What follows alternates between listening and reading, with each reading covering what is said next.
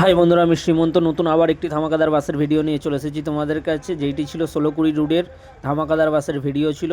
পিউপিতি বৃষ্টি সবাই আশা করি চেনো। আর বাসটির ভিতরের লুকটা অসাধারণ ছিল। আর বাসের যিনি কন্ডাক্টর দাদা ছিলেন, ওনার সাথে একটি বাসের মধ্যে একটি ছবি তুলে ফেলেছিলাম। উনি খুব ভালো একটি দাদার, উনি এই বাসের দায়িত্ব অনেক দিন আছেন।